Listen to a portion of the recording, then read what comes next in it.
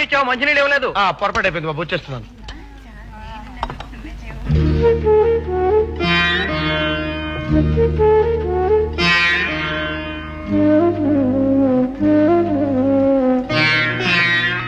మా దొడ్లో బీరపది ఉంది కర్మ.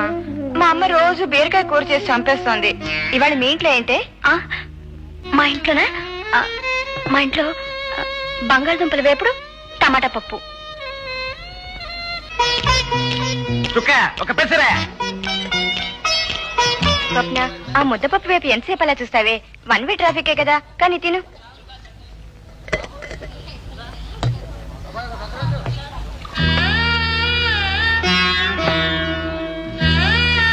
రాను నాకు మతిపోతుందో చుక్కకు తెలియకపోతుందో అర్థం కావట్లేదు స్వప్న.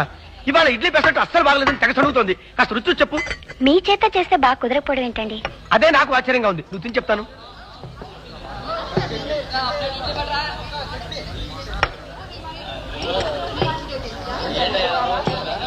ఫస్ట్ క్లాస్ గా ఉంది. మరి దానికి ఏమన్నా మతిపోయిందా? బాగా గడ్డి పెట్టేస్తాను.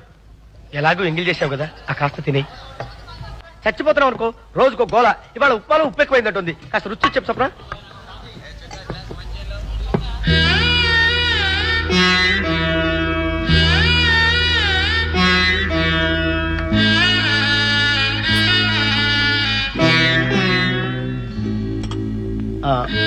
అది అది ఉప్మా, ఉప్పు, రుచి.